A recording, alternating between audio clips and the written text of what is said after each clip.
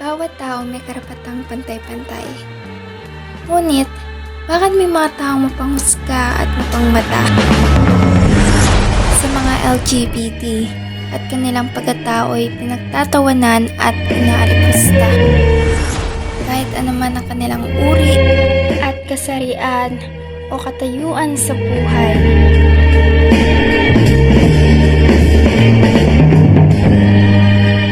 Para matigil ang pang-aabuso, kailangan natin lumaban para sa ating mga karapatan. Fatality.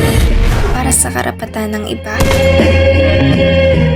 Kung hindi tayo lalaban, hindi matitigil ang pang-aabuso.